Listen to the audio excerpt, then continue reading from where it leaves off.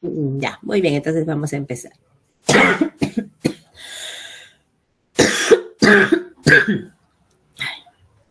Bueno, vamos a ver. Todavía no me pasa la tos, así que vamos a empezar. Muy bien, para recordar la parte del sistema nervioso central, tenemos que recordar cómo es su distribución, su composición estructural, ¿no? Y qué lesiones nos pueden provocar, traducidas semiológicamente, cuando tenemos una lesión en qué área de nuestro cerebro. Bueno, para recordar, nosotros tenemos nuestro líquido cefalorraquídeo que va a bañar todas las estructuras cerebrales y se desplazan a través de los ventrículos. Tenemos la dura madre, el cráneo, que generalmente suele ser resistente a grandes impactos, sin embargo, igual puede producirse traumas, ¿no? Los vasos sanguíneos, donde puede desarrollarse las enfermedades cerebrovasculares asociadas a hipertensión, asociadas a diabetes, ¿no? Y bueno, también obviamente en aquellos pacientes que tienen el tabaquismo, por ejemplo, pueden tener más enfermedad arterial, ¿no? Los lóbulos, el lóbulo frontal, por ejemplo, donde me va a dar parte de los movimientos, inteligencia, razonamiento, conducta, memoria y personalidad. Por eso es que los traumas a nivel frontal o incluso los infartos cerebrovasculares a nivel frontal o las hemorragias, no pueden producir cambios en el comportamiento, desde una persona que de repente era muy tranquila, amable, puede convertirse en una persona irritable, agresiva, ¿no? Porque va a ver mucho con nuestra personalidad. El lóbulo parietal también tiene que ver con la inteligencia, el razonamiento, distinguir entre izquierda y derecha, parte del lenguaje, las sensaciones, la lectura. El lóbulo occipital generalmente más asociado a la visión. El cerebelo, como recuerden, les dije, tiene que ver con el equilibrio, coordinación, control fino de los músculos, ¿no? Si hay alteraciones, puede presentarse temblores y obviamente alteraciones para la marcha, ¿no? El lóbulo temporal se asocia más al habla, también parte de la conducta, memoria, oído, visión, emociones. El tronco cerebral, bueno, obviamente parte importante en los procesos más básicos, como son la respiración, la presión arterial, los latidos cardíacos, la deglución, ¿no?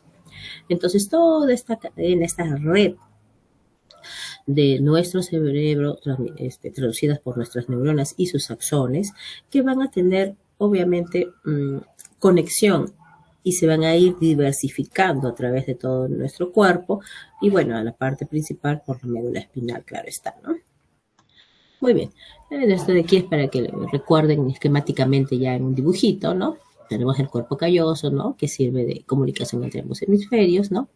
Aquí también tenemos nuestro tálamo, recuerden, mucha relación con el control de temperatura, por ejemplo. El quiasma óptico, el hipotálamo, bueno, ya sabemos, secretor de hormonas, las glándulas pituitarias, los cuerpos mamilares, el puente, la médula oblonga y, bueno, sale por la médula espinal. Acá está nuestro cerebelo, ¿no? Y algo importante es que debemos recordar que los pares craneales, pues se dicen craneales, van a salir de esta área, ¿no? Donde vamos a tener el nervio olfatorio, el nervio óptimo, el nervio oculomotor, el trocar, el trigémino, el abducens, el facial, bueno, todos los nervios que se asocian a lo que se conoce como el examen de los pares craneales, que es lo que vamos a revisar. La revisión de cómo se examinan los pares craneales. Algunos son muy limitados, como para la parte no solamente central, como por ejemplo el nervio que va a ver la parte olfatoria, el nervio óptico, pero hay nervios, hay pares craneales, quiero decir, por ejemplo, como el nervio vago, que se va a distribuir más allá de la cabeza. Muy bien, para algo así sucinto, para que ustedes recuerden, ya que estamos en una maratón, de la parte neurológica que ya van a terminar, terminaron, creo que es parte teórica. En la exploración neurológica tenemos que tener varios aspectos que debemos examinar, solamente de la parte física, ¿no? Porque si vamos a examinar la conciencia, el juicio, el razonamiento, el aura, la lectura, lo que vamos a acabar, ¿no? Pero en general lo hemos tratado de resumir aquí todas las esferas que debemos examinar. He buscado este dibujito para que más o menos engloba todo lo que ustedes deberían examinar en una exploración neurológica completa, ¿no? Bueno, los signos meningios son algo más sencillo, ver la rigidez de nuca, ¿no? Ya les dije, obviamente, cómo es. El mentón debe apoyarse hacia la zona de la horquilla esternal, ¿no? Completamente, una flexión completa, ¿no? Sin dolor. Obviamente, si esto no se produce, vamos a hablar de rigidez de nuca, pero tenemos que recordar que, por ejemplo, adultos mayores, ¿no? Que ya tienen artrosis o espondilosis cervical, que es lo mismo que artrosis de las zonas vertebrales, van a tener rigidez, pero no porque tengan un problema meningio, sino que van a tener rigidez porque ya tienen artrosis, ¿no? Entonces, en ellos va a ser un poco difícil valorar los signos meningios. Otro que tenemos que examinar es el signo de Brusinski-Kerley, que más adelante lo vamos a ver en imágenes, que también es con los movimientos a nivel de los miembros inferiores que van a originar una respuesta de dolor a nivel cervical. Bueno, podemos ver el estado mental. Normalmente lo vamos a hacer algo rápido cuando estamos en emergencia y de repente mucho más detallado cuando ya lo tenemos al paciente en estado más tranquilo y que no tiene ningún riesgo de su de vida. La escala de Glasgow, como ya les había mencionado, que era lo más sencillo, ¿no? La escala de Glasgow, que obviamente va a haber 3 esferas, ¿no? Como es el habla, la respuesta ocular y la respuesta motora, ¿no? La escala de Glasgow tiene una variante desde 3 como mínimo hasta 15 como máximo en su puntuación. Bueno, eso es para ver lo que es el nivel de conciencia, pero también debemos valorar la orientación. ¿Cómo vamos a ver la orientación? Si mi paciente sabe dónde está, quién es, en qué fecha estamos, ¿no? Entonces, hay varias preguntas que ustedes pueden hacer rápidamente, ¿no? Desde decirle, ¿cómo se llama usted, señor? ¿Cuántos años tiene? ¿Dónde vive? ¿Qué día es hoy? ¿Qué mes hoy? ¿Qué año es? ¿No? Entonces, eso nos habla de la orientación, que es parte del estado mental. Obviamente, el habla también se puede valorar mientras hacemos el interrogatorio. Dice palabras completas, oraciones completas, o de repente tiene un hablar incoherente, ¿no? Vamos a ver cómo maniobra el lenguaje. El lenguaje es cómo pronunciamos y hablamos con sentido, ¿no? La memoria, que es, bueno, con pequeñas preguntas para recordar frases que decimos, números que le podemos expresar para que nos los repita, o incluso simplemente preguntándole sobre hechos pasados, ya sea de eventos recientes o anteriores, ¿no? El juicio, el pensamiento abstracto, el cálculo, ¿no? Esta parte de aquí es en realidad un examen físico bastante extenso, en realidad, y hay bastantes test para poder valorar el habla, el lenguaje, la memoria, el juicio, ¿no? Luego tenemos los pares craneales. Los pares craneales, bueno, ustedes ya saben que son 12 pares craneales, ¿no? Que obviamente están desde el nervio olfatorio, el nervio óptico, que ve la parte de la bolsa visual y campos visuales, los pares craneales para los movimientos oculares, que son el 3, el 4 y el 6, ¿no? El quinto par, que es el trigémino, que va a haber más sensibilidad y temperatura, más que movimiento en nuestra parte facial. Luego el nervio facial, que más va a haber el movimiento motor, bueno, se asocia más a la parte motora, mientras que el trigémino es más para la parte sensitiva, el facial es más para la parte motora. Ambos van a tener su examen a nivel del rostro, ¿ya? El octavo par, el vestíbulo coclear, generalmente es pues para ver que la coordinación y el equilibrio, ¿no es cierto? También va a relacionarse con la audición, obviamente, ¿no? Luego tenemos el noveno y décimo par, que van a ser cercanos, el glosofaringeo y el vago, ¿no? El onceavo, el nervio espinal, que va a haber más para el trapecio y el músculo esternocleidomastoideo, y el doceavo para el hipogloso. Vamos a desarrollar más adelante los pares craneales, este es un mini resumen nada más, ¿ya? Luego, bueno, tenemos los reflejos osteotendinosos, como por ejemplo el reflejo a nivel rotuliano, el reflejo a nivel del tendón de Aquiles, ¿no? Entonces hay varios tipos de reflejos, tanto en miembros superiores como en miembros inferiores, ¿no? Y también hay los reflejos superficiales cutáneos y también como el reflejo plantar o el reflejo de Babinski, ¿no? Luego tenemos la exploración motora. En la exploración motora vamos a ver el aspecto y el tono. Si tú ves, ahorita por ejemplo tenemos un paciente en la cama 29 que está en estado caquéptico, ¿no? Prácticamente tú puedes observar que no tiene prácticamente masa muscular, ¿no? El tono es otra cosa, es la fuerza o dureza de los músculos al momento de palparlos, ¿no? La fuerza muscular lo tienes que valorar mientras a través de maniobras de resistencia. Luego tenemos la exploración sensitiva, desde el tacto leve, temperatura, Romberg que ve la propiocepción, ¿no? La marcha, como séptimo, puede ser normal, es decir, una marcha normal, puedes hacer que marche o camine en puntas o camine en pantalones, ver la marcha en tándem o línea recta, ¿no? Entonces, esto es básicamente un mini resumen de las cosas que nosotros deberíamos valorar en un paciente del área o de la esfera neurológica, mínimamente. Bueno, es bastante extenso, como les comuniqué en algún momento. Los exámenes neurológicos en el Instituto de Ciencias Neurológicas tiene por lo menos 3 hojas. Son bastante detallistas y específicos, ¿no? Muy bien. Entonces, para empezar, el nervio olfatorio. El nervio olfatorio, o primer par, obviamente, se asocia a los nervios que están en la zona de las fosas nasales, cerca de la lámina cribosa, donde vamos a tener el bulbo olfatorio, ¿no? Y este de aquí luego va a ir hacia la corteza para comunicar las sensaciones de la percepción del olor, ¿no?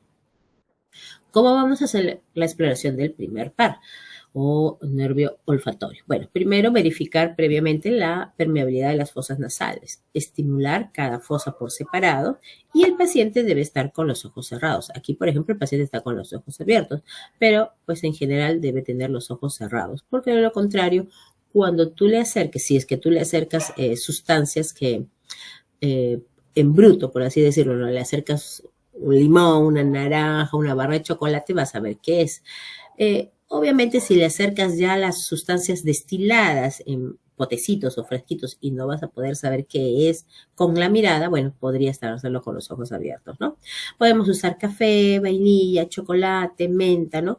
Hay que tratar de usar sustancias que tampoco no sean muy irritativas para la mucosa nasal, ¿no?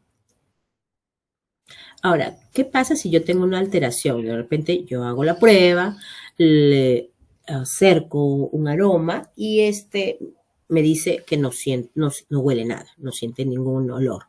Entonces se conocerá como anosmia, que es la ausencia de la olfacción, o sea, no reconoce nada. La hiposmia será la disminución del olor percibido.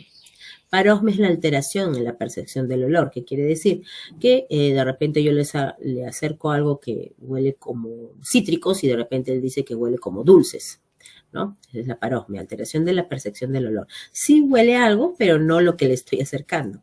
Cacosmia es la percepción de mal olor, o sea, quiere decir que a pesar de que yo le acerque algo de repente de agradable aroma, va a indicar que huele feo, ¿no? La hiperosmia es la exageración de los dolores, es decir, que con poco sustancia lo siente demasiado penetrante, ¿no? Muy exageradamente. El segundo par craneal es el par óptico, ¿no? Entonces, es para obviamente ver lo de la agudeza visual, la distinción de los colores, ¿no? Entonces debemos recordar que nosotros tenemos nuestro globo ocular, ¿no? Esta es nuestra esfera del ojito, ¿no? Tenemos nuestra retina aquí en la parte donde está vascularizada y bueno, también va a haber las fibras nerviosas, ¿no? Que van a conducir hacia el nervio óptico, ¿no? Obviamente. ¿Ya? Entonces, el inicio es obviamente de nosotros en las células ganglionares de la retina. O sea, aquí están las retinas, ¿no? Al fondo, por eso conocemos el fondo de ojos para ver nuestra retina, ¿no? Luego se va a dirigir al quiasma, donde se van a entrecruzar parcialmente, ¿no? Unas fibras del ojo izquierdo se van a ir hacia el lado derecho, ¿no es cierto? Aquí se van a cruzar. Y obviamente parte de las fibras también del ojo izquierdo también se van a ir hacia el lado derecho. O sea, de ambos retinas se van a cruzar partes hacia el otro lado y partes van a ir sí hacia el mismo hemisferio. Las nasales se van a dirigir hacia el lado opuesto. Las nasales le dicen a las células que están cercanas a la fosa nasal, pues a la pirámide nasal, por eso es nasales. Y estas que están hacia afuera se les conocen como temporales, ¿no? Entonces las temporales van al mismo lado, las rojas, y las azules nasales se van hacia el lado contrario. Acá está, y se fue para el otro lado, ¿ya?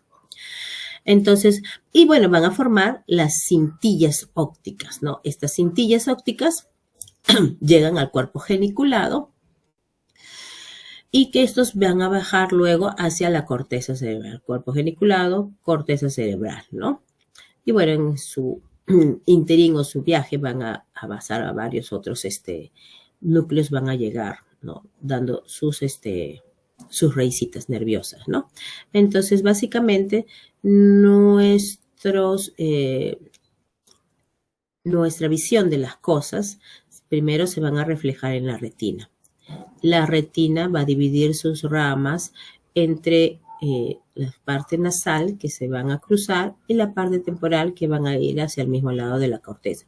¿Y en qué corteza es? Es en la corteza visual del lóbulo occipital, ¿no? Recuerden que el lóbulo occipital es el área de la visión. Eso quiere decir que si yo tengo un problema en la retina, así mi cerebro esté bien, mi corteza visual esté bien, no voy a poder ver. Pero es también lo contrario. Así mi ojito esté bien, si yo tengo un tumor aquí o un infarto, un sangrado en la zona occipital, entonces no voy a poder visualizar las cosas, voy a tener alteraciones visuales. Obviamente, como tenemos tanto el lado izquierdo y el lado derecho, puede ser parcial, ¿no? No es frecuente que sea bilateral el problema del lóbulo occipital, a menos que quizás sea un tumor que se esté expandiendo, bueno. Pero para que yo pueda ver, debo tener tanta la parte periférica en adecuado estado, así como la parte de la corteza cerebral también en buen estado. Ahora, ¿cómo voy a explorar el segundo par? Normalmente primero lo que hacemos es la agudeza visual. La agudeza visual significa si yo puedo ver bien. Entonces, lo básico que hacen los oftalmólogos cuando ustedes alguna vez han ido de repente a hacerse medida de vista es la tabla de Snell, ¿no? Que es la tabla que obviamente yo voy a ver las letritas por líneas, ¿no? Que debe estar a unos 6 metros de distancia.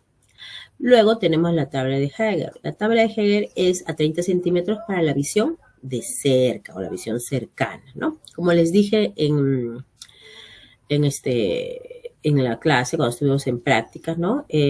Nos sirve también, cuando ustedes hagan ver de lejos y ver de cerca, nos hace ver el reflejo de acomodación que tiene la pupila. Bueno, ¿qué más vamos a explorar? Vamos a ver la percepción de colores. ¿Cómo hacemos eso? Con las tablas de Ishihara. También podemos visualizar el campo visual, que se conoce como campimetría. Eso es lo que les dije, que tenemos visión en 180 grados, ¿cierto? Normalmente. Y luego finalmente el fondo de ojo para ver la retina, obviamente. Muy bien, esta es la tabla de Snell, ¿eh? Pues obviamente aquí está, ¿no? Vamos a ir viendo, ¿no? Les van a hacer leer a ustedes pues de línea en línea hasta donde vean y según esto van a poner su agudeza visual, ¿no? Esto es para la distinción de los colores en las personas que, por ejemplo, tienen daltonismo, ¿no? Acá, por ejemplo, nosotros vemos un 12, pero ellos, pues, como no dije, no distinguen estos colores, van a ver otras cifras. Acá me imagino que ustedes ven el 29, el 57, el 5 y el 74, ¿no? Claro está. Muy bien. Ahora, ¿qué alteraciones de la agudeza visual podemos tener? Bueno, desde lo básico como una ambliopía, que es la disminución de la agudeza visual. La ambliopía puede tener los siguientes vicios de refracción. Miopía, alteración de la visión de lejos. Hipermetropía, alteración de la visión cercana y lejana. Astigmatismo, visión deformada del contorno de las imágenes. La presbicia, que es la alteración de la visión cercana asociada generalmente al envejecimiento. La maurosis, que es pérdida de la visión, la maurosis fugaz, bueno, pérdida transitoria y unilateral generalmente de la visión, aunque también podría ser bilateral. Ahora, en lo que es la percepción de colores podemos tener varias alteraciones. Tenemos desde la conocida como discromatopsia, que es la alteración de la visión de colores. El paciente lee un número diferente al real, en las tablas anteriores que les mencioné, el daltonismo ya se considera un trastorno congénito, no reconoce el rojo y el verde. El daltonismo es un trastorno con el que ya una persona nace, pero en general una discromatopsia puede presentarse en un paciente que ha tenido un infarto cerebral, una intoxicación que haya dañado de repente el nervio óptico, ¿no? Entonces, parte de la retina, ¿no? Entonces, se puede presentar en otras situaciones que no son del nacimiento, ¿no? La acromatopsia es una lesión occipital donde tenemos una visión sin color. La metacromatopsia ve un color diferente al real, ¿no? La monocromatopsia ve todo de un solo color y la agnosia cromática no puede nombrar el color a pesar de que lo ve, ¿no? Se produce una lesión occipital del hemisferio dominante, ¿no? Agnosia significa siempre sin conocimiento, ¿no? Sin saber. Eso significa agnosia. Ahora, ¿cómo exploramos el campo visual? Una forma de ver es la campimetría o perimetría, es poniendo al paciente delante de nosotros, ¿no? Y nosotros nos ponemos frente a ellos, ¿no? Entonces vamos a examinar. Primero podemos examinar con un solo ojo. Nosotros nos tapamos el mismo ojo. Bueno, el ojo contralateral como si fuese en espejo, pues, ¿ya? También existe el computarizado, que es el que le hacen a ustedes, ¿no? ¿No? Por confrontación es este. Y el computarizado es el que ponen la maquinita, te ven una casita y te ponen, ya, es tu campimetría.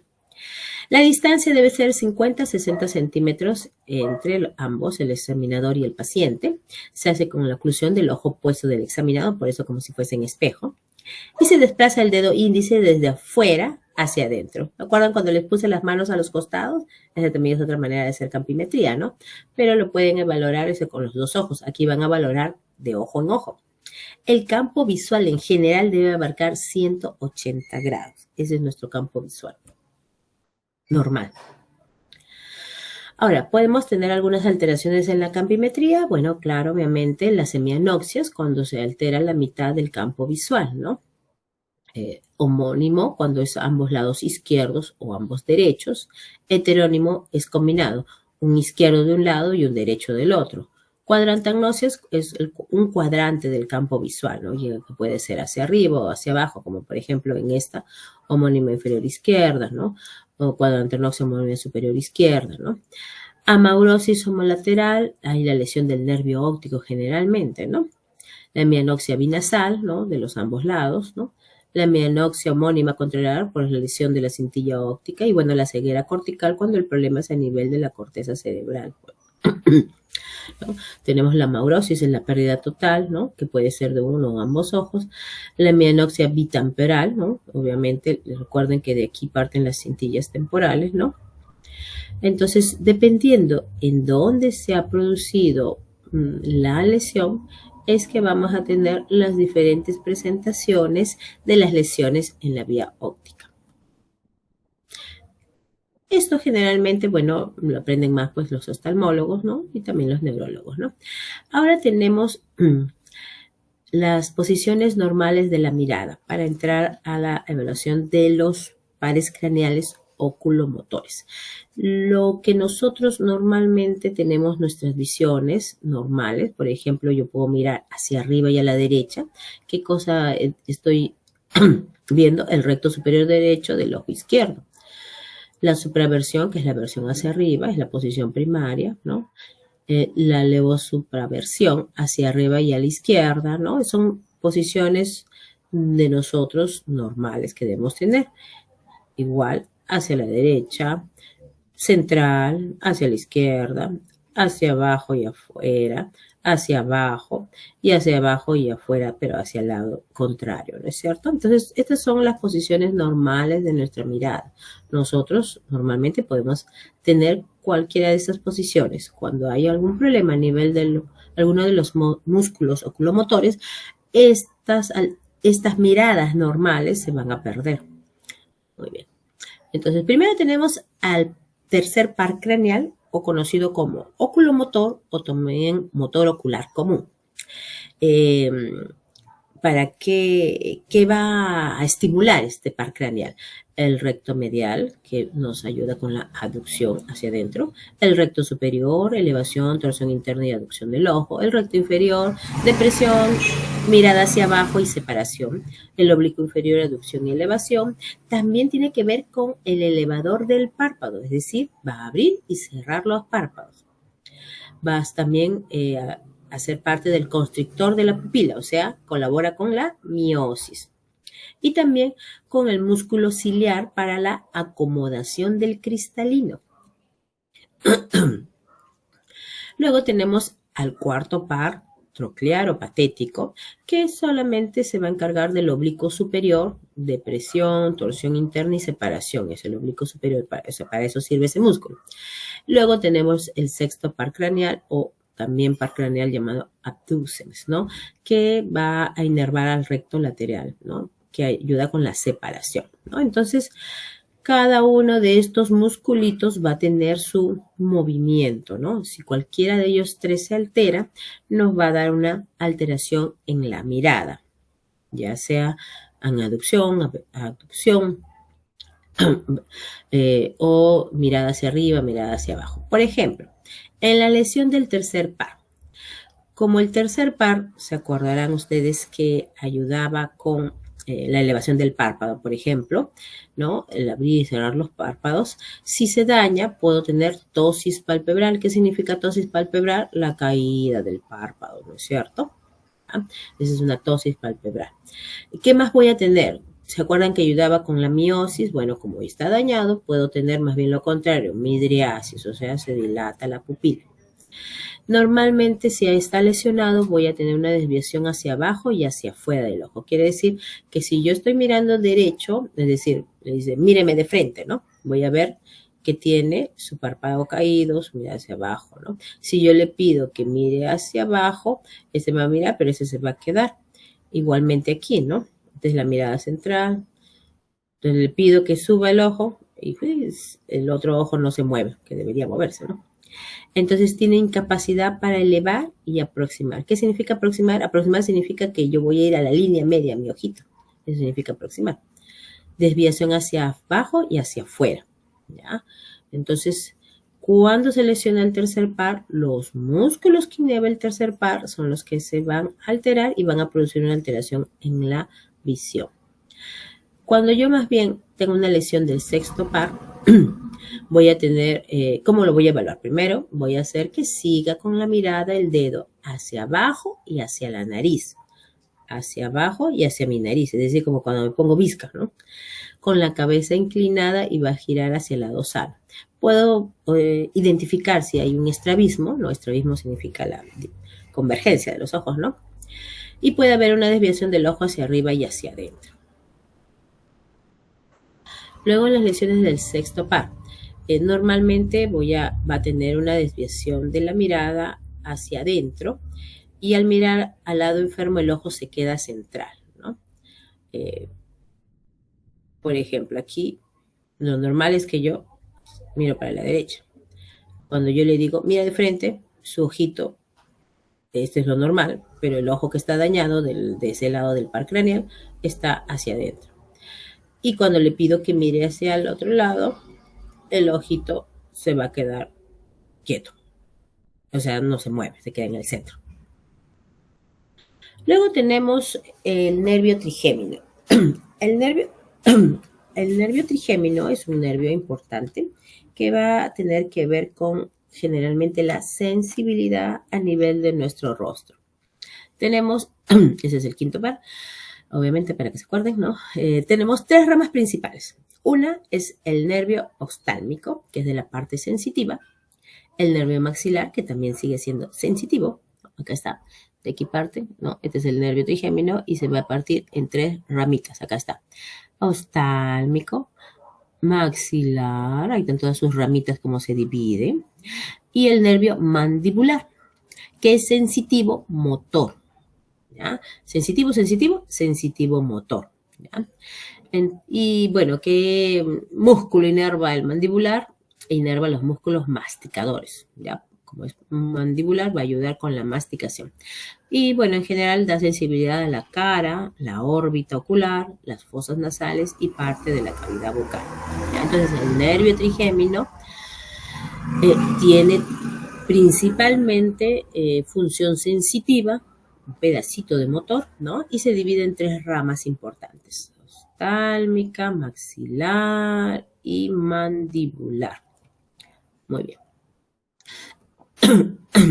La parte del nervio ostálmico, que es el B1, la rama 1, va a recoger la sensibilidad de las regiones frontal y palpebrales superiores, ¿no? Frontal, hasta esta zona, palpebral, ¿no? Parte de la nariz, ¿no? También va a recoger de las mucosas de la parte superior de las fosas nasales, como la región olfatoria, ¿no? Los senos frontales, esfenoidales y etmoidales, y parte del globo ocular. También se asocia el nervio, esa rama del nervio ostálmico, con el reflejo corneal, ¿ya? También hacia adentro va a darnos la sensibilidad a nivel de la dura madre frontal y occipital por ramas intracraneales, ¿ya? Conduce fibras vegetativas para la secreción lacrimal y para la dilatación pupilar y vasos oculares, ¿no? Entonces, esta rama del trigémino va a actuar en la midriasis, ¿no? Dilatación pupilares, midriasis, ¿no? Y bueno, vasos oculares, entre otros, ¿no? Entonces, este nervio oftálmico es parte del nervio trigémino, que es el quinto par. Muy bien.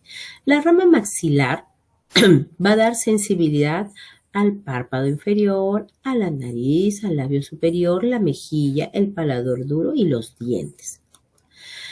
El nervio mandibular, que es la otra rama, ¿no? Sale del cráneo por el agujero oval igual, ¿no? Va a inervar los nervios de la cara como el aurículo temporal, la articulación temporomandibular, atraviesa la glándula parótida, inerva el conducto auditivo externo, la superficie de la membrana timpánica y la sien, ¿ya? El nervio bucal sobre la superficie del buccinador y va a inervar la mejilla. Y parte del nervio mentoniano que sale por el agujero mentoniano, se divide en ramas, va a inervar la piel y las membranas mucosas del labio inferior y la piel del mentón. Como ustedes ven, el nervio trigémino prácticamente da la sensibilidad a toda la cara, ¿no? Bueno, lado derecho y lado izquierdo del trigémino izquierdo y trigémino derecho, ¿no? Muy bien. En la parte de lo que es la función sensitiva, los reflejos que nosotros debemos valorar, bueno, obviamente son el reflejo corneal, ¿no? Aquí, el reflejo nasal, por aquí, el reflejo nasopalpebral, este es el nasopalpebral, este es el superciliar, este es el mentoniano, ¿ya? Entonces son reflejos que podemos hacer con el martillito de reflejos, ¿no? Para poder visualizar si está adecuada su función sensitiva, ¿no?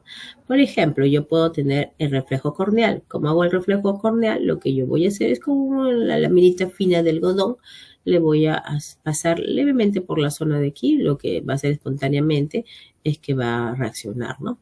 El reflejo nasal o estornudatorio, bueno, puedo darle alguna sustancia muy irritante que estimule la zona de los pelitos de las ventanas nasales y le va a producir pues el estornudo, ¿no? Que va a estar acompañado del lagrimeo, esa es la respuesta normal. El reflejo superciliar, ¿no? El nasal con el martillito, ¿no? Vamos a ver que se arruga esa zona. El reflejo mentoniano, el martillito sobre el mentón, ¿no? ¿Cuál es la respuesta? Es que va a elevar el maxilar inferior por contracción del macetero, ¿no? Entonces son los reflejos que yo puedo ver de la parte sensitiva del nervio trigémino, ¿no? En la parte facial. Ahora, la función motora es más sencilla. Por ejemplo, yo puedo pedirle a la persona que abra la boca, ¿no? Mientras yo hago oposición en mi mentón, ¿no? Entonces, abre la boca y me tiene que hacer fuerza con el mentón como una respuesta positiva, ¿no? También puedo decirle de que ponga duro la zona como si estuviera masticando, entonces los músculos temporales y maceteros los voy a palpar. Ordenar que apriete fuertemente los dientes o que mastique, ¿no? Y va a permitirse que se palpen la dureza de los músculos masticatorios, ¿no? Eso es para ver la parte de la función motora del nervio trigémino, que como ya les vuelvo a repetir, el nervio trigémino tiene más asociación con la parte sensitiva que con la parte motora, pero tiene un pedacito de parte motora. ¿Y qué pasa si yo tengo una alteración del nervio trigémino? Lo más conocido es la neuralgia del trigémino, ¿no? La neuralgia del trigémino puede ser idiopática, es decir, no encontramos por qué se produce esta inflamación o alteración del nervio trigémino, del parto del trigémino, ¿no? ¿Y cuáles son los síntomas que frecuentemente vemos en la neuralgia del trigémino? Bueno, son episodios bruscos, intensos, muy fulgurantes, ¿no? De una intensidad severa que el paciente no lo soporta. Puede tener zonas de gatillo, ¿no? Sigue todo el territorio de la distribución, o sea, van a sentir que hay molestia a nivel frontal, ocular, mejillas y mandíbulas, ¿no? No hay pérdida de la sensibilidad, sino más bien tiene demasiada sensibilidad. Usted le toca la parte de la piel suavemente y van a tener dolor intenso.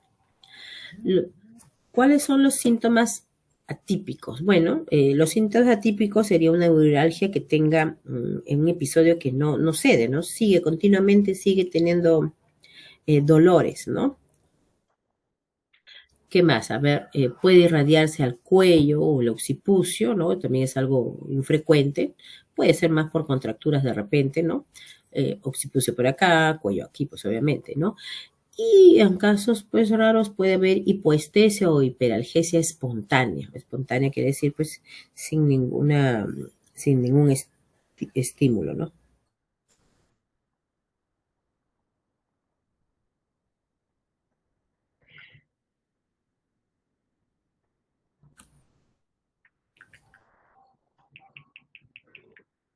Unos minutos.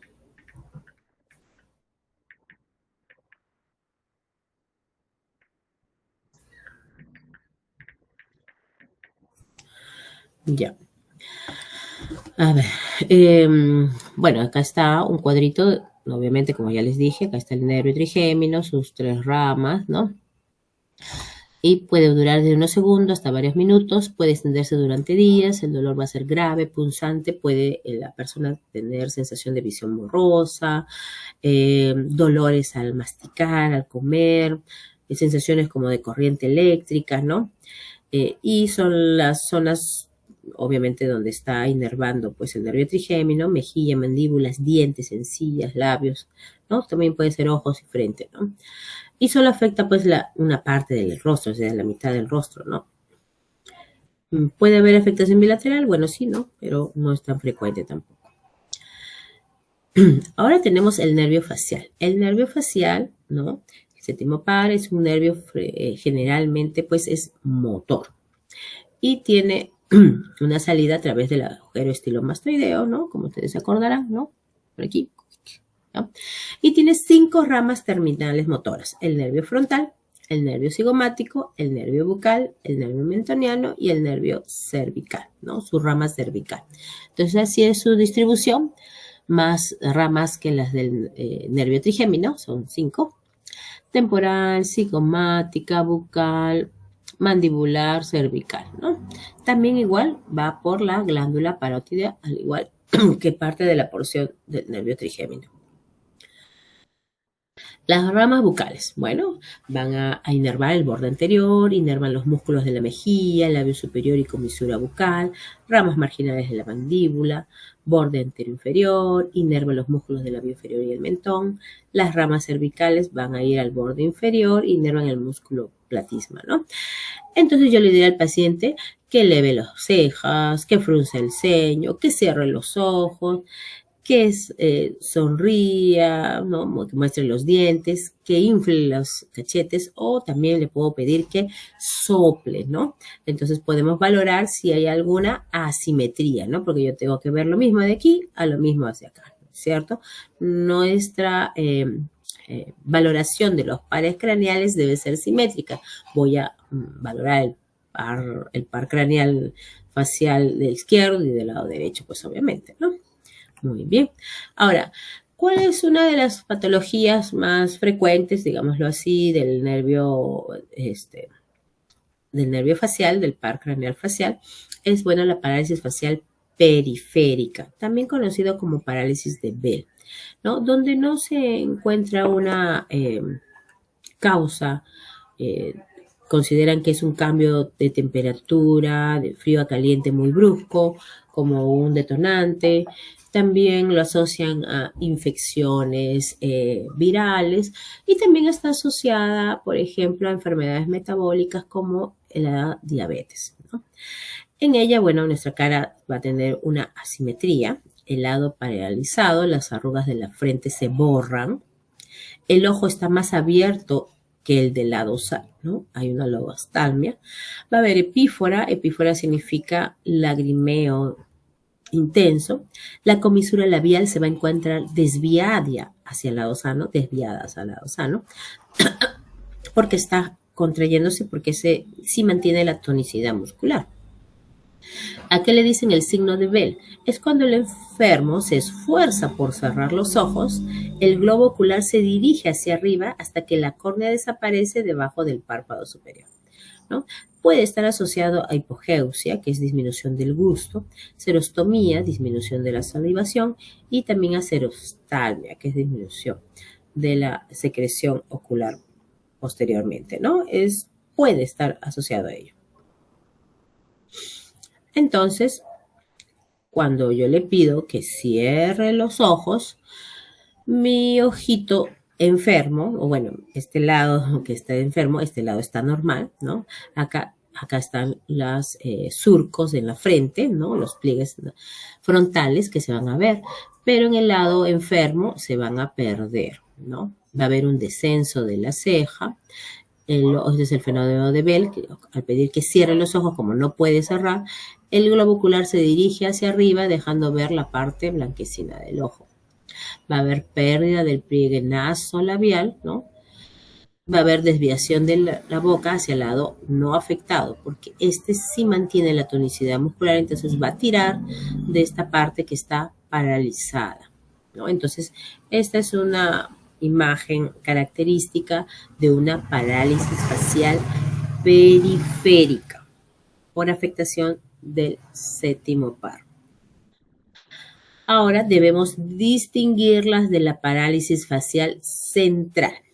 En este caso, la parálisis del facial es de tipo inferior, ya que no afectan los músculos frontal, superficial y opercular de los párpados. El gusto y la salivación tampoco no están afectados, ¿ya? ¿Dónde vamos a ver la parálisis facial central? Los pacientes que tienen infarto o hemorragia intracerebral. Característicamente van a conservar la función de la musculatura frontal y de los músculos orbiculares. Podemos levantar las cejas y cerrar los ojos. Nuestra comisura bucal sí, de todas maneras, se va a desviar hacia el lado sano. La desviación de la mirada hacia el lado de la lesión. La cabeza también se desvía en forma similar. Puede haber pérdida del control voluntario de los músculos de la cara. Sin embargo, los que están involucrados en los movimientos espontáneos quedan intactos, ¿no? Entonces, la diferencia entre la parálisis facial central y periférica es que la parte frontal, es decir, la pérdida de las arrugas de la frente, solo se va a dar en la parálisis periférica. En la central van a permanecer las arruguitas de la frente. Puede cerrar los ojos, es decir, puede cerrar los párpados, quiero decir, ¿no? Muy bien. Luego tenemos el octavo par, o par vestíbulo coclear, ¿no? Entonces, su nombre mismo lo dice, tiene una parte vestibular y la parte coclear, la parte del equilibrio y la parte de la audición. Este es un esquema de nuestro aparato auditivo que se va a asociar, obviamente, al octavo par, ¿no? Bueno, nuestra pabellón auricular, ¿no? Las ondas sonoras que deben viajar a través del conducto auditivo, van a encontrarse con el tímpano, obviamente, ¿no? Y los huesecillos del oído, que es el martillo, yunque y estribo, luego se van hacia la zona del caracol. Que esto finalmente está en contacto ¿con quién? Con nuestro nervio acústico, ¿no? ¿Ya? Entonces, tenemos una función sensitiva, una función de equilibrio y función auditiva, La parte coclear va a transportar la información sobre el sonido y la parte vestibular transporta información sobre el equilibrio.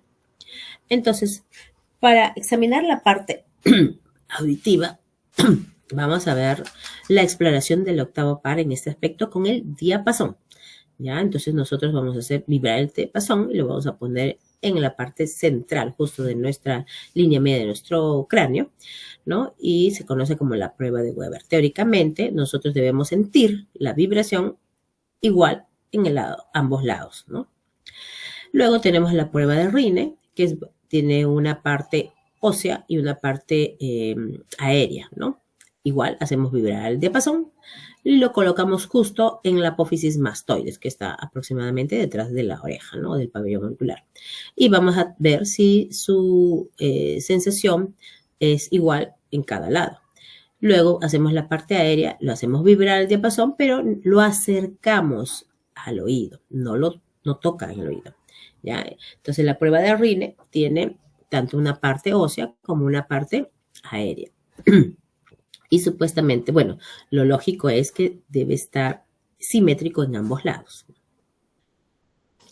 Ahora, la parte del equilibrio, vamos a ver que nuestro equilibrio en general, ¿no? Porque la parte vestibular interviene con el equilibrio, la parte del equilibrio va a tener tres sistemas para que nosotros tengamos equilibrio. El sistema visual, nuestro sistema de propiocepción y nuestro sistema vestibular.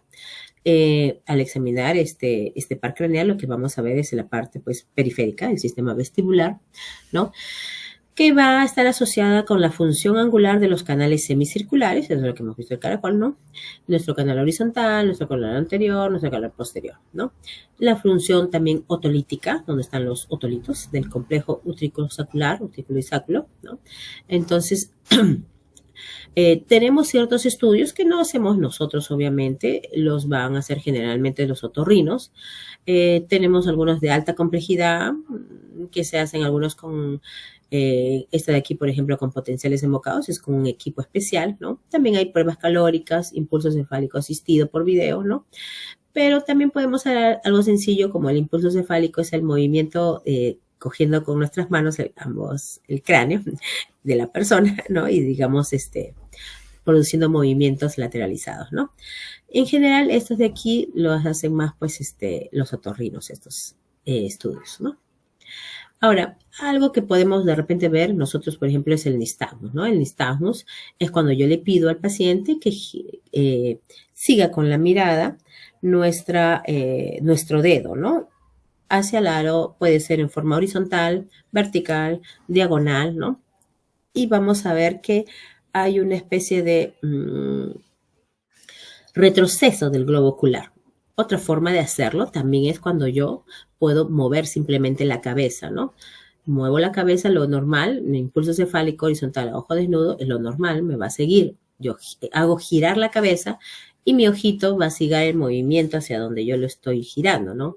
Es un movimiento compensatorio. Si yo lo giro a la derecha, mi ojito se va a ir a la izquierda más bien, como si me estuviera siguiendo con la mirada, ¿no? Pero será alterado cuando yo muevo la cabeza y más bien el ojito se va hacia donde estoy girando la cabeza y luego otra vez va a retroceder hacia donde debía ser como previamente en una persona normal, ¿no? Esa es una forma también de ver el nistagmus, ¿no? La marcha en tándem es la marcha en línea recta, un pie delante de otro, ¿no?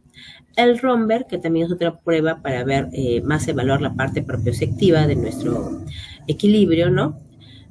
Pero se puede ver también que la prueba de romber también puede ver la parte del vestíbulo y la visión misma, ¿no? Para que no se altere es necesario que como mínimo funcionen 2 de los 3 sistemas. Recuerden que para nuestro equilibrio deben funcionar mis mínimo 2 sistemas de los 3, ¿no? La prueba de Babinski-Weil o la marcha en tándem, ¿no? ¿Qué cosa dice la prueba de Babinski, no? Consiste en hacer caminar al paciente alternativamente, hacia adelante y hacia atrás, colocando un pie delante del otro.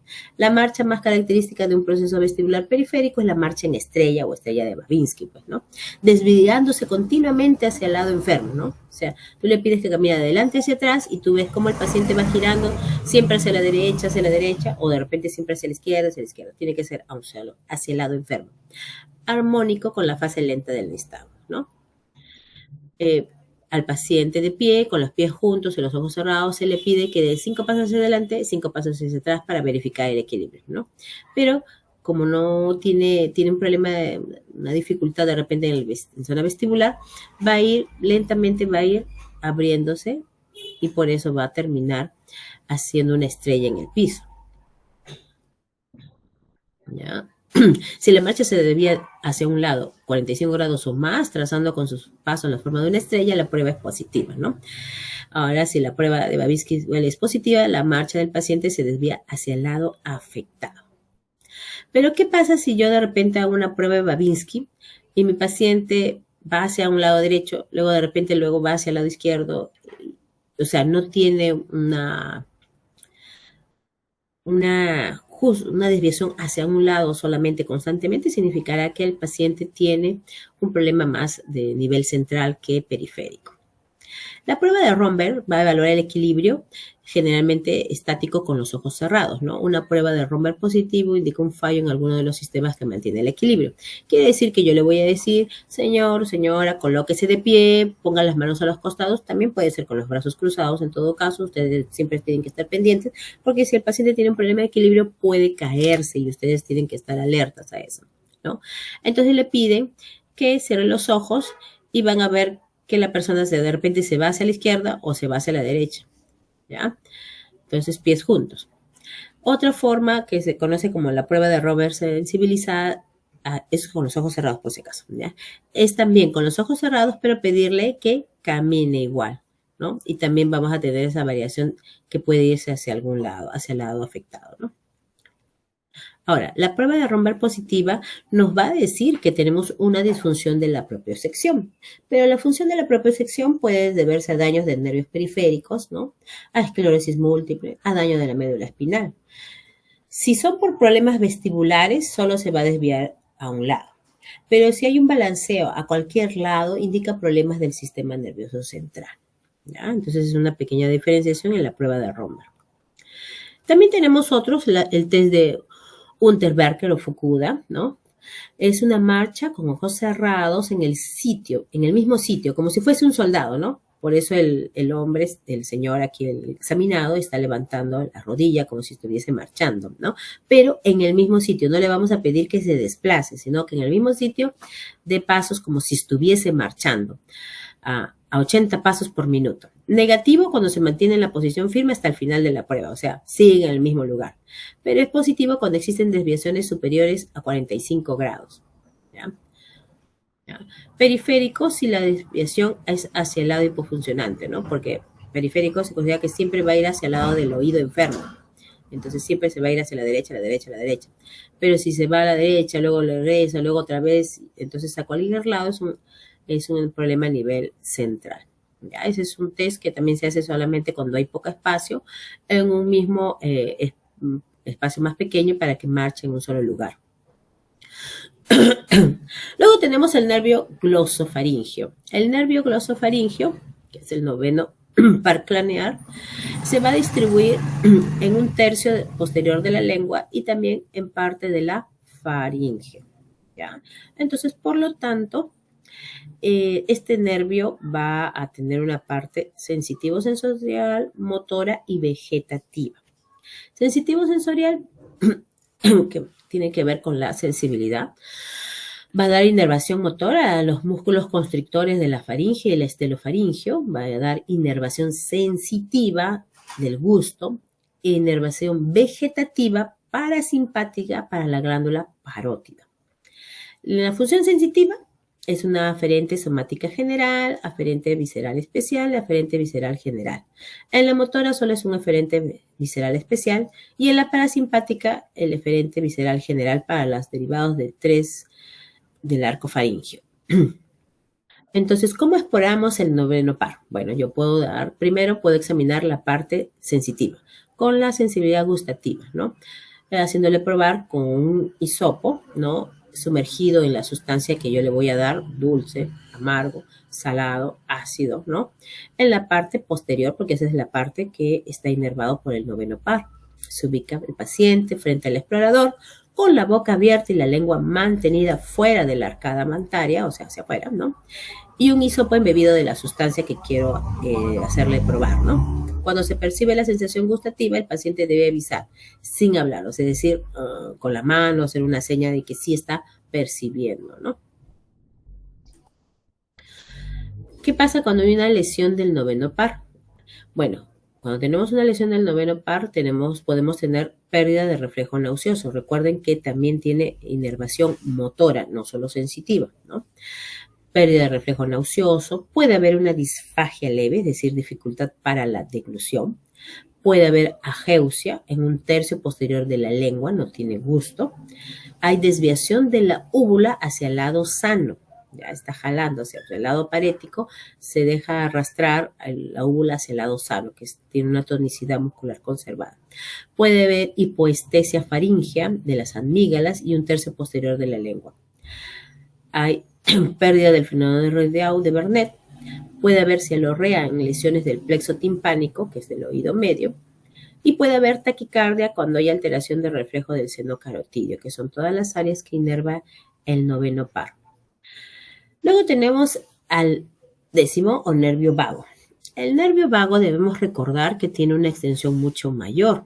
Tenemos una rama faríngea, es cierto, ¿no? Donde vamos a ver que va a tener actividad en los ganglios sensitivos superior e inferior del nervio vago. Se asocia con el nervio laringio superior. También tenemos el nervio vago derecho, ¿no? Que va a tener ramas cardíacas al nervio laringio recurrente derecho, a la rama celíaca del nervio vago derecho, que se va a ir hasta las zonas intestinales, ¿no? El nervio vago izquierdo tiene función en lo que es el laringio externo, el nervio laringio interno, el recurrente izquierdo, va a ir también a ramas cardíacas, al laringio recurrente, al plexo cardíaco, al plexo pulmonar, al plexo esofágico. Entonces, el nervio vago, este par craneal, no solamente se va a asociar a la parte superior del cuello hacia arriba, sino también a partes en corazón, zona intestinal, zona pulmonar, ¿no? Incluso a partes más alejadas, ¿no? Entonces, es un nervio un poco más extenso que los demás, ¿no? Que los demás nervios. Ahora, el nervio vago o neumogástrico también, por eso es su nombre, neumogástrico. La inspección pasiva, nosotros debemos ver la simetría del paladar, ¿no? Si hay alteración, va a haber una caída del velo del paladar y la úvula también hacia el lado sano. En el examen activo le diré al paciente que diga ¡ah!, ¿no? Y va a haber alteraciones unilaterales del signo de la cortina, como si se cayera el paladar. En la parte bilateral puede tener disfagia, voz nasal, sofocamiento, sensación de ahogo, me refiero a eso, ¿no? Regurgitación nasal, ¿no? Entonces son parte de la exploración del nervio vago. Recordar, tiene funciones de sensibilidad a nivel faringe, laringe, órganos torácicos y abdominales. Sensibilidad gustativa, motilidad del paladar blando, por eso es que el paladar blando se cuelga o se pone como cortina cuando está paralizado este nervio. De la faringe, de los músculos intrínsecos de la laringe, la fonación, por eso nuestra voz va a salir alterada, también del palato gloso.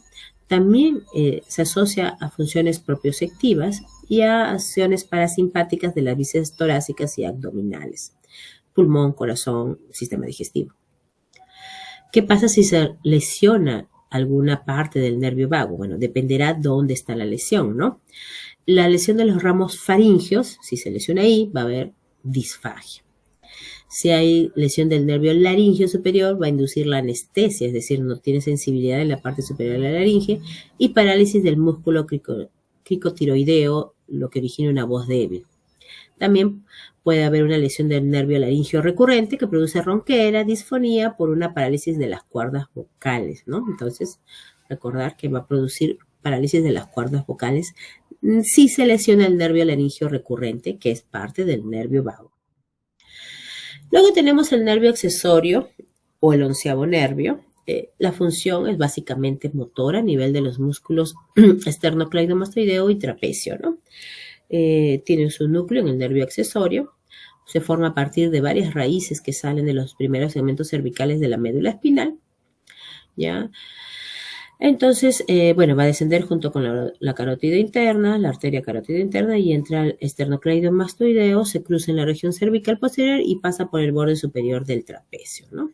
Entonces, si hay una parálisis unilateral periférica, no podremos desviar la cabeza hacia el lado sano. Va a haber atrofia del músculo esternocleidomastoideo de ese lado. No puede elevar el hombro afectado, es un hombro caído. La escápula se va a ver desviada y hacia abajo. Va a haber una atrofia del trapecio, una depresión del hombro, ¿ya? Luego tenemos el nervio hipogloso, el último, el 12º par craneal. Proporciona inervación motora a los músculos de la lengua, básicamente, excepto al palotogloso, el cual está inervado por el nervio vago, como dijimos antes, y otros músculos linguales.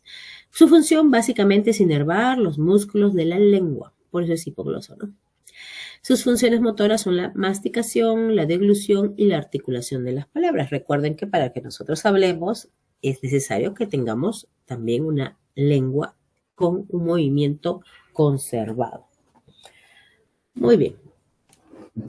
Entonces, ¿qué pasa si se lesiona el hipogloso derecho? Bueno, si se lesiona el hipogloso derecho, la lengua se va a desviar hacia el lado lesionado.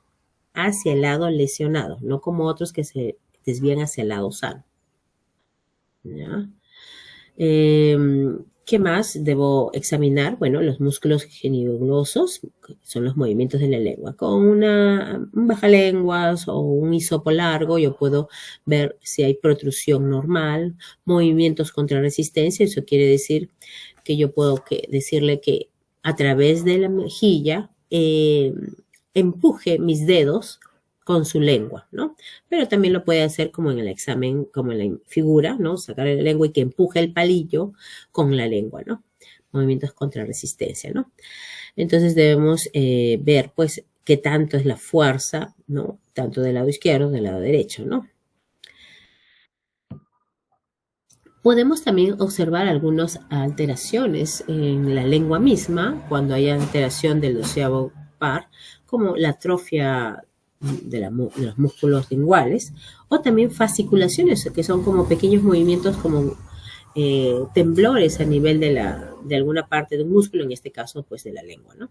Donde puedo ver fasciculaciones, por ejemplo, yo puedo ver fasciculaciones como un proceso de intoxicación por organofosforados o por carbamatos. No solo en la lengua, sino en otras partes del cuerpo, pero se ven más bonitas en la lengua. Aquí están otras maniobras, ¿no? Pedir al paciente que con la lengua empuje el pómulo hacia adentro mientras pone resistencia, saque la lengua, ¿no? Para ver si se desvía cuando hace ese movimiento, ¿no? Muy bien, hasta aquí son todo lo que son los pares craneales. Los pares craneales, algunos son más sencillos de examinar y otros son un poquito más complicados, obviamente, ¿no? Pero es dentro del examen físico-neurológico, bueno, es lo que debemos hacer, ¿no? Luego pasamos al síndrome cerebeloso. El síndrome cerebeloso, ya hablando de una alteración de la marcha central, ¿no? De un problema de origen central, tenemos que se caracteriza por una ataxia de marcha. En la marcha deambula con base de sustentación amplia, la dismetría, que significa que no puede controlar la extensión del movimiento, la disdiacocinesia, que es la incapacidad para realizar movimientos rápidos alternantes, una palabra bien larga. ¿Ya? La hipotonía, ¿no? La descomposición del movimiento, que es la incapacidad para una secuencia de movimientos, el temblor, ya sea intencional o postural, y la disartre o habla escándida. El cerebelo debe mantener nuestro equilibrio y nuestra postura. Tiene una función predictiva y amortiguadora, es decir, ante un evento en que nos podemos caer, en forma predictiva nosotros hacemos reflejos para protegernos, ¿no? La coordinación de movimientos, sobre todo finos. La interpretación de relaciones temporoespaciales significa cómo está mi cuerpo en relación al espacio donde yo estoy colocada o caminando, desplazándome, ¿no? Control del tono muscular. Obviamente también es colabora con el aprendizaje y tiene una función cronológica, ¿no? En el tiempo. Entonces, ayuda a secuenciar la actividad motora de manera que ésta se haga suave, continua y precisa. Controla y realiza adaptaciones correctoras de la actividad motora. Entonces, coordina y modula la actividad motora, por lo tanto. La coordinación, ¿cómo nosotros podemos valorar la coordinación? Bueno, tenemos una valoración dinámica, ¿no? Como por ejemplo las maniobras de dedo, nariz, dedo, ¿no? Con el dedo de tocar de manera alternante la nariz y el dedo del explorador, que es una manera, ¿no? De su dedo al dedo del explorador, ¿no? En forma rápida, pero también puede ser mismo, ¿no? De su dedo hacia afuera, de su dedo hacia afuera, con la otra mano. Puede ser la prueba de talón-rodilla, cuando el paciente está en posición de decúbito, ¿no? Entonces va el talón a la rodilla, del talón a la rodilla, ¿no? Para deslizar hacia abajo, ¿no? Si esto está alterado, se conoce como dismetría, ¿no? Luego tenemos las maniobras alternantes, como les dije, ¿no? Hay varias formas de maniobras alternantes, como alternar las palmas de la mano, una hacia arriba y otra hacia abajo, ¿no? Girar rápidamente y simultáneamente ambas manos en un sentido y otro.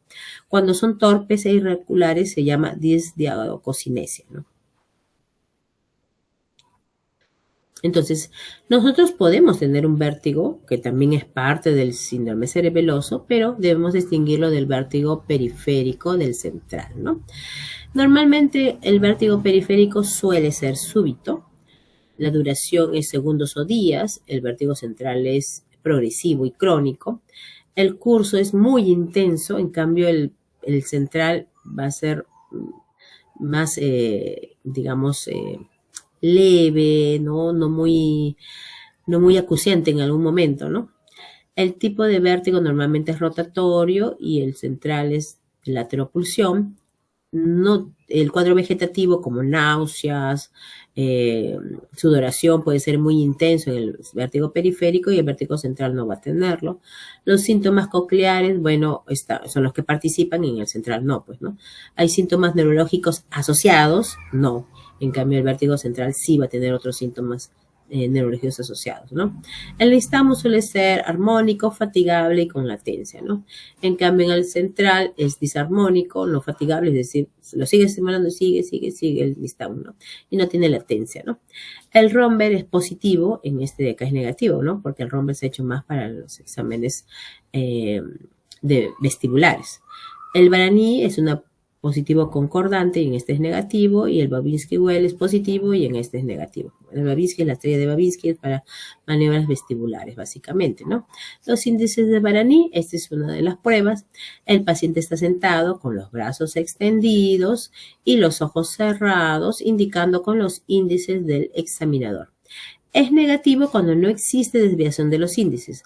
Es positivo cuando existe desviación de alguno de estos, ¿no? Ven acá. Periférico hacia el lado lesionado o en sentido contrario al nistagmus, y es central cuando no existe desviación o lo hace al sentido contrario de la lesión. ¿Ya? Entonces, los índices de Baraní. Negativo, no hay desviación. El positivo es cuando hay desviación, ¿no? Bueno, esta es una de las pruebas de las dismetrías, ¿no? Este es cómo disagrega el movimiento, ¿no? Para lograr llegar hacia el lado que le han indicado, igualmente aquí, o en su nariz, ¿no? Entonces, esa es la dismetría. Hay falta de coordinación fina en el movimiento. Eso es un problema central, ¿no? Cerebeloso. Esa es la otra prueba. Las manos puede ser asimismo o con un examinador, ¿no? Que haga las palmas de las manos, o consigo mismo, hacia arriba, hacia abajo, va girando las palmas, ¿no? También hay con las rodillas, de manos a rodillas, ¿no? Hay varias variantes para poder examinar estos problemas cerebelosos de coordinación. Muy bien, ese es el síndrome cerebeloso. Bueno, hay mucho que abarcar en lo que es la parte neurológica y prácticamente estas son sus 2 últimas semanas, porque me imagino que en diciembre ya vienen sus exámenes y ya no tienen teoría tampoco. Muy bien, para ya ir terminando, porque son bastante extenso todo esto, en realidad neurología es un área bastante extensa. Vamos a hablar sobre la cefalea. La cefalea es uno de los síntomas neurológicos más comunes, ¿no? Más comunes. Son dolores faciales, linguales o faringios, no se toman en cuenta, ¿no? Me he equivocado aquí con la palabra C, debe haber puesto no, pero los dolores faciales, linguales o faringios no se toman en cuenta como cefaleas, ¿ya? Es el trastorno más común, son de intensidad variable y puede ser incapacitante en algunos casos. Las cefaleas primarias son aquellas en que el dolor es de la enfermedad, por ejemplo, en una migraña. ¿Cuál es el problema de la migraña? Es el dolor intenso, crónico de la cabeza, que puede ser variable en el tiempo, ¿no? Pero es prácticamente centrado en eso. Entonces, la cefalea es el dolor. El dolor es la enfermedad de fondo. Y las cefaleas secundarias, ya me comí aquí la S. Uy. Las cefaleas secundarias son un síntoma más de la enfermedad de fondo. Yo, por ejemplo, puedo tener de repente cefalea porque estoy teniendo una hemorragia subarachnoidea, porque tengo una hipertensión endocraniana, porque tengo un tumor cerebral, porque tengo una fiebre de 40 grados centígrados, ¿no? Entonces son cefaleas secundarias a una enfermedad más grande. Ahora, ¿cómo identificar los dolores de cabeza? Este es un esquema más o menos para orientarnos, no es necesariamente en estricto, ¿ya? Pero nos orienta, ¿no? Por ejemplo, en las cefaleas por tensión muscular se suelen asociar en la parte posterior de la cabeza hacia la zona del cuello, ¿no? Y a veces el paciente te va a decir, siento como que algo me tira, me jala, doctora, ¿no? Entonces, en la parte posterior, ¿no? La migraña suele iniciarse alrededor del ojo, a su alrededor, puede tener como sensaciones pulsátiles, como un corazón, dicen ellos, ¿no? Puede estar asociado a náuseas y vómitos u otras presentaciones, porque la migraña tiene varias formas de presentación. También podemos tener la cefalea en cúmulos o racimos, que son episodios de 1 hora, aproximadamente en un lado de la cabeza. Puede haber sensación de que se destila la nariz, o bueno, se destila la nariz, sensación de hinchazón ocular, ¿ya? Por problemas oculares, generalmente empieza alrededor de los ojos y se extiende hacia la cabeza, ¿ya? Lo que está asociado a los senos paranasales, porque hay gente que dice, doctora, tengo un mes que me duele la cabeza, pero a veces ellos cuando les preguntas dónde inicia el dolor o dónde lo siente más fuerte, es en el rostro, ¿no? Porque recuerden que toda esta parte tenemos los senos frontales, los senos pues maxilares, ¿no? Entonces puede generalizarse el dolor al resto, ¿no? Los dolores de cabeza que son intermitentes, ¿no? Y que a veces están asociados a convulsiones, hay que pensar en tumores cerebrales, ¿no? Las infecciones por acceso cerebral generalmente son punzantes, pueden ser leves, intensos y pueden haber tenido un foco de inicio, una infección de algún área cercana como del oído generalmente, ¿no?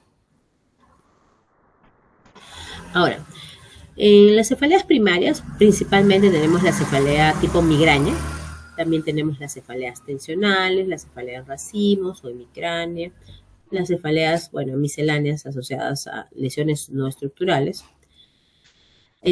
Secundarias, ¿no? Asociadas a traumas, trastornos vasculares, no vasculares, sistémicas, ¿no? Por uso de tóxicos, trastornos metabólicos, alteraciones de áreas cercanas a ellas, como el cuero cabelludo, ¿no? En la cara, por lesiones de nervios craneales o de causa central, ¿no? Neuralgias craneales, ¿no? O por ejemplo, pues una neuralgia del trigémino, bueno, otras áreas diferentes, ¿no?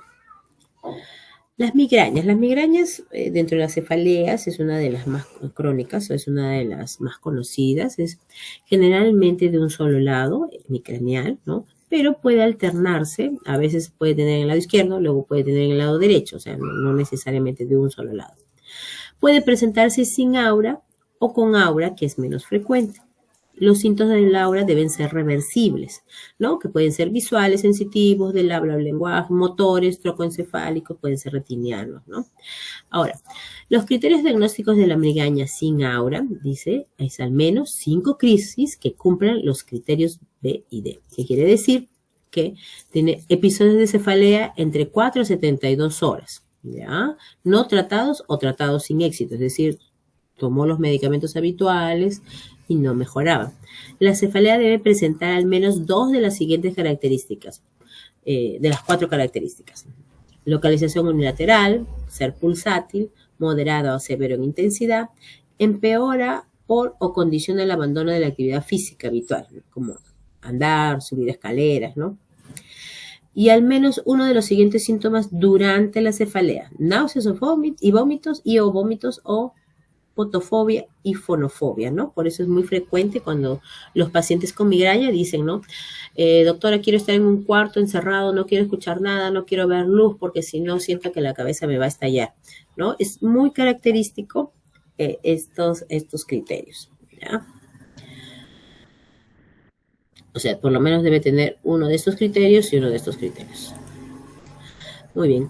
¿Qué podemos decir? ¿Cómo se produce o se instala la migraña? Bueno, podemos tener unas horas o días de un pródromo, ¿no? Que puedes ver irritabilidad, depresión, bostezos continuos, aumento de las ganas de misionar, antojos de comida, sensibilidad de luz o sonidos, problemas en la concentración, rigidez y fatiga muscular, dificultad en el habla, la lectura, náuseas, dificultad para dormir. En los que tienen aura, el aura va a preceder entre 5 a 60 minutos antes de empezar el ataque de migraña. Puede tener trastornos visuales, pérdida temporal de la visión, es decir, va a decir, no puedo ver, tiene una maurosis fugaz, entumecimiento y hormigueo de partes del cuerpo, ¿ya? Entre las auras más características, ¿no? Y luego viene el ataque de migraña que dura entre 4 a 72 horas, ¿no? Que vamos a tener sensación de palpitación, sensación de perforación, como que pica hielo en la cabeza, ardientes, náuseas, vómitos, mareos, insomnio, congestión nasal, una serie de eventos que van a hacer que el paciente en realidad no pueda realizar sus actividades cotidianas. Y luego, 24 a 48 horas después, ¿no? El postdromo, dificultad para concentrarte, queda fatigado, el paciente queda deprimido o más bien con un ánimo eufórico, hay falta de comprensión, ¿no? Entonces, no solo es el ataque de migraña, sino son las molestias previas y las secuelas posteriores, ¿no? Entonces, las migrañas cuando suceden pueden dejar incapacitante a una persona, a veces hasta por una semana, dependiendo qué tanto se ha extendido sus pródromos, ¿no? Hasta su postdromo. Ahora, acá tenemos para distinguir sin aura y con aura, ¿no?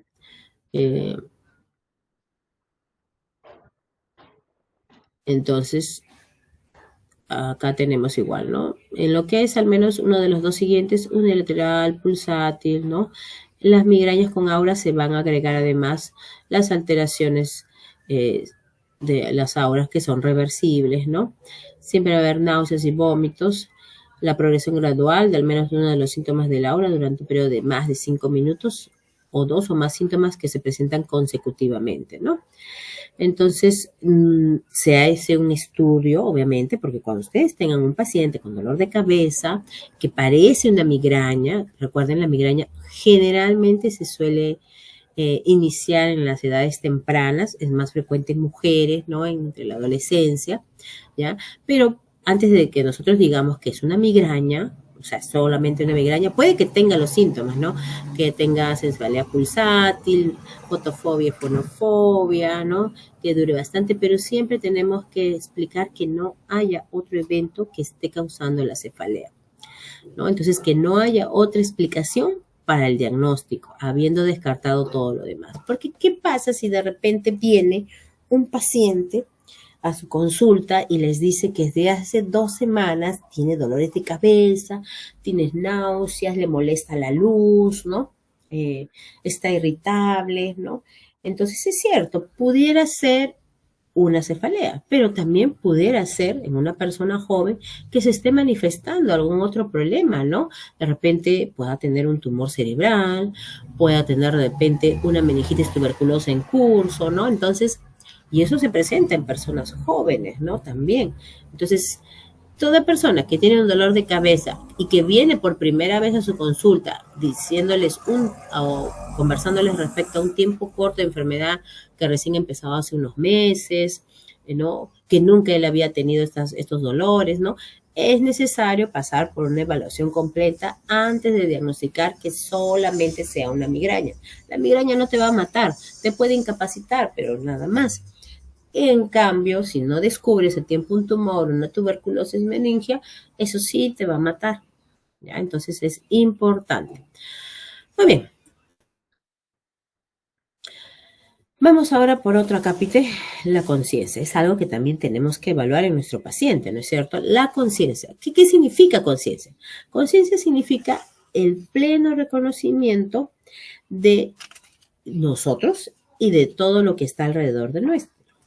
Entonces se va a ver la parte del contenido de nuestra conciencia que tiene que ver con nuestras funciones mentales superiores, ¿no? El juicio, el razonamiento, el cálculo, ¿no? La orientación, bueno, en sí. Y el otro es la activación, que se ve a través del sistema reticular ascendente, ¿no es cierto? ¿Qué significa la activación? Significa que yo estoy despierto, estoy en estado de vigilia, ¿no? Ay, ya me comí una de aquí. Bueno, pero acá es pérdida de conciencia.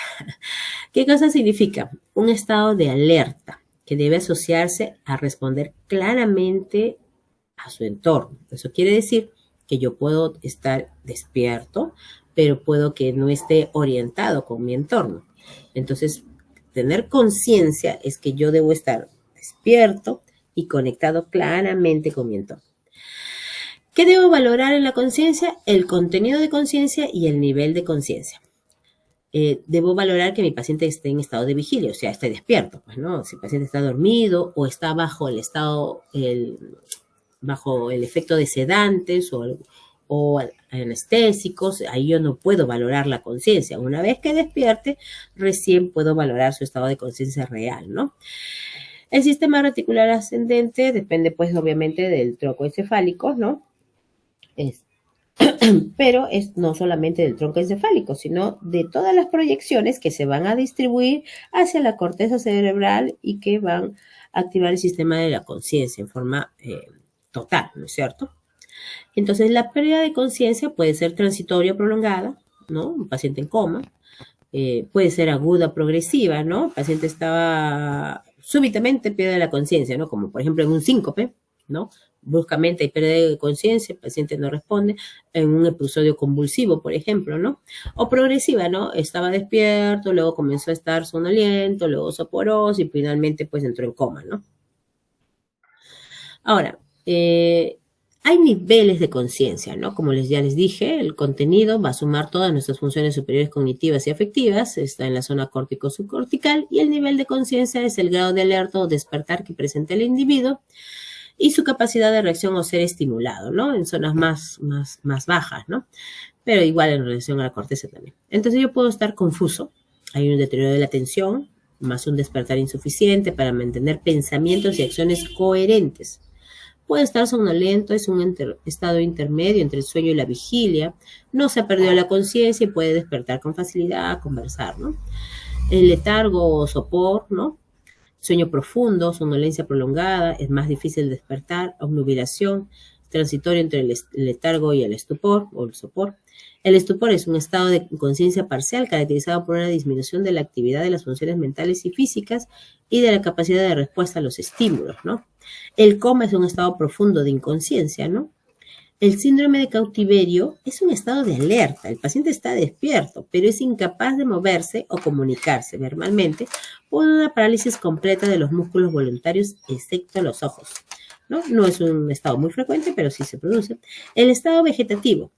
No hay signos de evidencia de conciencia o incapacidad de interactuar o reaccionar a estímulos adecuados. Sin embargo, el paciente puede aparentar estar despierto, pero no hay conexión, no hay conciencia real para interactuar con los estímulos que uno le va a proporcionar, ¿no? O que el ambiente le proporciona. Entonces, si yo tengo una pérdida transitoria de conciencia, yo debo pensar, ¿esta pérdida es traumática o no traumática?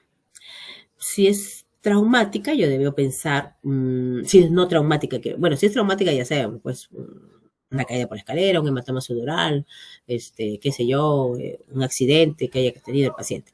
Si es no traumática, yo debo pensar, ¿será un síncope?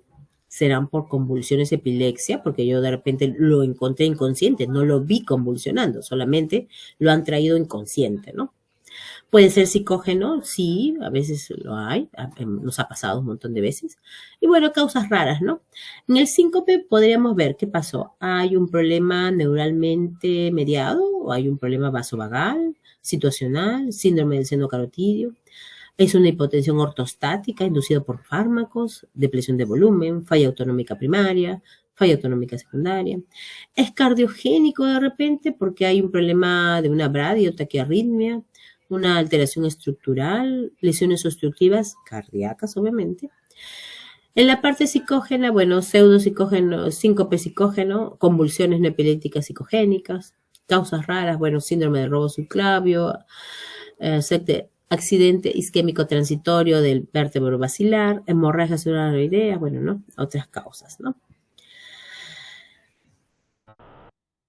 También debo ver si mi paciente está orientado o no está orientado. ¿Cuáles son las causas más comunes de desorientación temporal? Las enfermedades neurológicas, la depresión, la ansiedad, ¿no? El estrés postraumático, la anemia severa, el abuso de alcohol y alucinógenos, los ataques de hipoglicemia, el ataque de pánico, que también es algo psicógeno, ¿no? Ahora, el síndrome confusional agudo o delirio es un cuadro clínico de inicio brusco caracterizado por la aparición fluctuante y concurrente de alteración del nivel de conciencia, alteración global de las funciones cognitivas, alteración de la atención, concentración con desorientación, exaltación o inhibición psicomotriz que puede llegar al estupor o la agitación y alteraciones del ritmo de sueño-vigilia. Nosotros podemos tener los delirios que pueden ser hipoactivos o hiperactivos, ¿no? Obviamente, en los hipoactivos va a haber más bien alteración del nivel de conciencia, el paciente va a estar soporoso o de repente letárgico, ¿no? En cambio, los hiperactivos, el paciente puede estar agitado, inquieto, agresivo, ¿no? Puede tener inversión del ritmo del sueño, quiere decir que pueda estar despierto por las noches y más bien dormido durante el día, ¿no? Entonces, estos cuadros pueden asociarse frecuentemente a personas adultas mayores. También, obviamente, al uso de tóxicos, ¿no? O sustancias adictivas, ¿no? Luego tenemos las enfermedades que se asocian a la demencia. La demencia, como ustedes recordarán, es un estado con la pérdida progresiva de las funciones cognitivas superiores. Dentro de las funciones cognitivas superiores, la principal o la que se afecta más primariamente, más precozmente, es la memoria.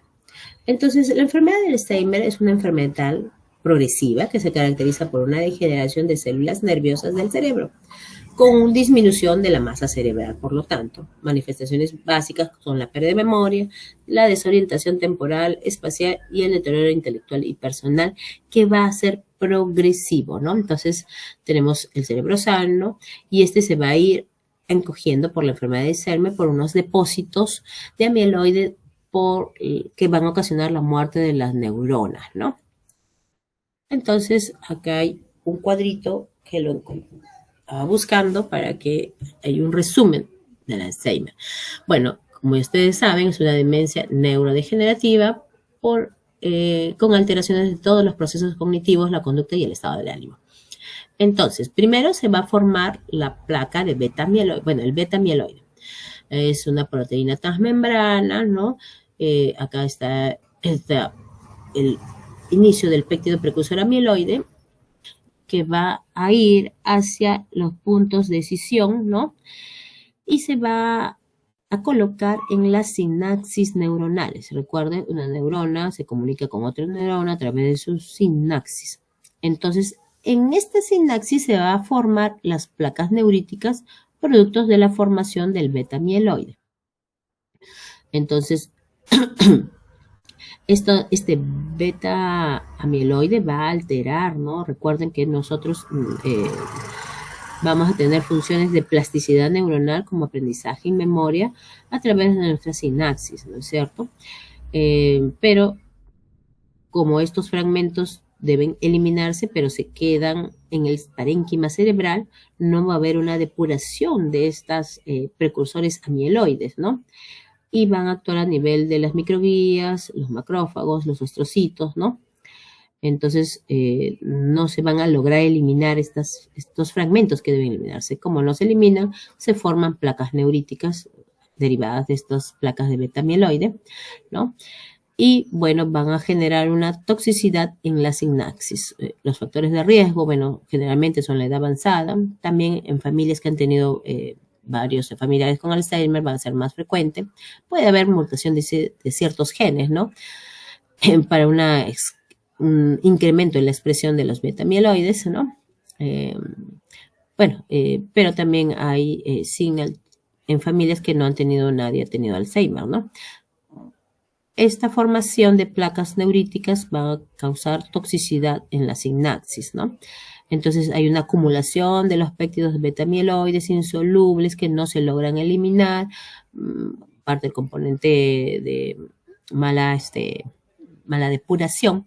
Estas van a generar unas placas seniles o neuríticas que son neurotóxicos, ¿no?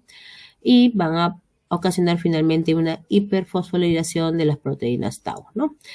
Bueno, en términos resumidos, van a formar ovillos neurofibrilares que son los que van a causar la neurodegeneración. Va a haber apoptosis y disfunción neuronal, ¿no? Con la pérdida progresiva de neuronas cada vez mayor y mayor cantidad de placas y ovillos que se van a generar, ¿no? Y entonces va a haber una atrofia general que genera una atrofia cortical, ¿no? Nuestro cerebro de tamaño, de repente se va a encoger, se van a dilatar los ventrículos más bien, ¿no? Y bueno, obviamente vamos a terminar ya con las manifestaciones completas de una enfermedad de Alzheimer, ¿no? Hay varios tipos de demencia, no solamente la demencia tipo Alzheimer, ¿no?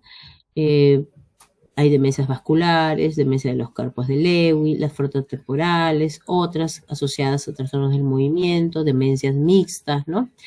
Pero, bueno, obviamente la demencia va a terminar alterando no solo la memoria, sino también todas las actividades, las habilidades prácticas que tenemos, como hablar, como los eventos aprendidos, vestirse, caminar, distinguir patrones, memoria, juicio, ¿no? Que finalmente, bueno, van a hacer que seamos dependientes totales, ¿no? Ahora, ¿cuáles son los trastornos del movimiento más comunes? Dentro de los trastornos del movimiento más comunes que ustedes deben recordar son el Parkinson, que también puede tener demencia por Parkinson, por si acaso, ¿no? El Parkinson no solo es un problema de movimiento, también se puede asociar a cierto grado de demencia. Luego tenemos el temblor esencial, que es generalmente un temblor en movimiento, que se asocia más al envejecimiento propio de todos nosotros.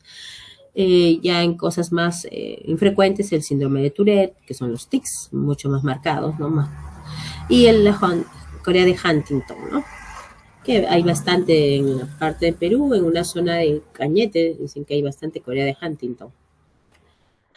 Muy bien, entonces nuestros movimientos anormales pueden ser rítmicos o arrítmicos. Los rítmicos son los temblores. Los arrítmicos pueden ser lentos, como las atetosis, sostenidos, como las distonías, rápidos, que son no suprimibles, como el hemibalismo en músculos proximales, la corea en los músculos distales, las mioclonías en múltiples grupos musculares, y los rápidos o suprimibles, como los tics.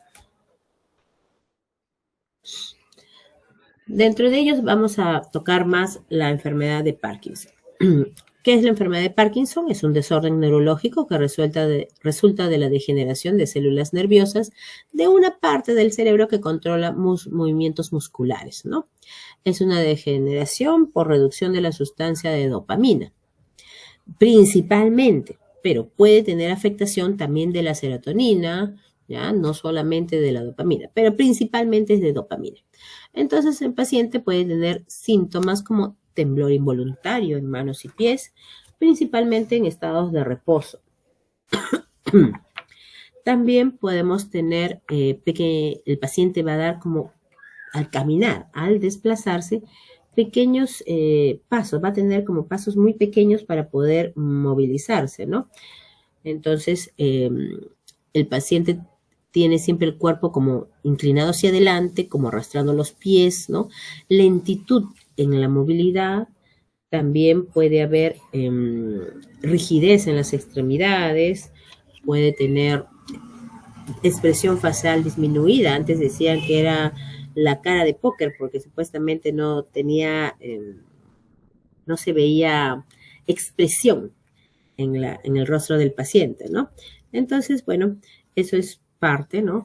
También tienen problemas del equilibrio, tienen tendencia a la caída, ¿no? Es un riesgo porque el paciente generalmente de Parkinson suelen ser adultos mayores, pues obviamente, ¿no?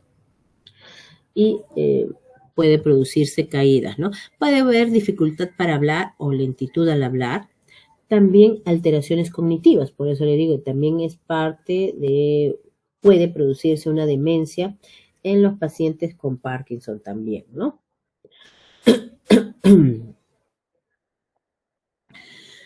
Ahora, es la segunda enfermedad neurológica más frecuente, se va detectando, dicen, cada vez más en pacientes jóvenes y el trastorno es más común en hombres que en mujeres. Esta es una figura de más o menos cómo se observa o cómo se ve un paciente con un problema de Parkinson, ¿no? Existen síndromes de parkinsonismo, quiere decir que por ciertos medicamentos que podemos usar, también podemos tener similar al Parkinson, ¿no? Un cuadro similar al Parkinson, pero sin ser Parkinson, ¿no? Algunos medicamentos que se usan, por ejemplo, para la esquizofrenia, ¿no? Pueden producir síntomas similares al Parkinson, sobre todo el temblor intenso, ¿no? La rigidez, ¿no? Bueno, hay que saber distinguir entre ellos, pues para poder no confundir un diagnóstico o no sobrediagnosticar un Parkinson, ¿no? Aquí, como vemos, el paciente se ve con una postura curva, la columna rígida, ¿no? El codo flexionado, ¿no? El temblor en las piernas. Podemos ver un rostro sin expresión, siempre inclinado hacia adelante, ¿no? Las rodillas flexionadas, pasos cortitos, ¿no? Para poder, movilizarse. El síndrome, la enfermedad de Parkinson también se puede asociar a depresión, se puede asociar a trastornos a trastornos del ánimo, de la alimentación, puede haber hiporexia, ¿no? Puede haber alteración de los esfínteres incluso, ¿no? No es muy frecuente, pero también puede, pues, producirse, ¿no? Obviamente. Entonces, el Parkinson, nosotros tuvimos el presidente Fernando Belaúnde, bueno, el difunto presidente Fernando Belaúnde Terry, bueno, pues también tenía Parkinson, ¿no? Obviamente, ¿no? ¿Qué más podemos ver en Parkinson? Bueno, en Parkinson podemos tener una disminución, a veces una distonía, ¿no? Distonía son contracciones musculares que causan movimientos repetidos, ¿no? Podemos tener también a veces alteraciones a nivel del sistema, tienes alteraciones de la libido, ¿no? Con impotencia, ¿no? Entonces, son partes características del Parkinson, ¿no? El examen de la rueda dentada, que es la rigidez que nosotros podemos ver cuando movemos la muñeca, es muy frecuente, característico de la enfermedad de Parkinson, ¿no?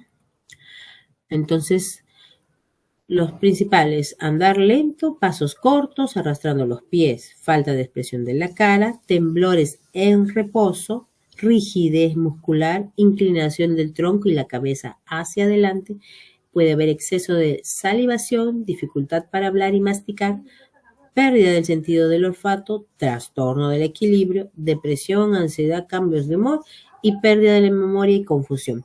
Eso es todo lo característico en resumen de un paciente con enfermedad de Parkinson.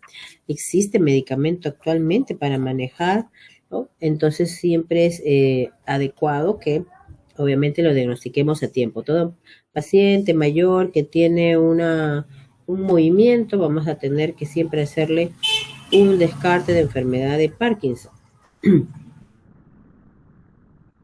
Otras enfermedades con movimientos involuntarios es, por ejemplo, la enfermedad de Huntington. La enfermedad de Huntington es una enfermedad generalmente de origen hereditario, autosómico dominante, ¿no? Pueden existir enfermedades de Huntington que le dicen de novo, pero normalmente está asociada ya a una herencia, ¿no?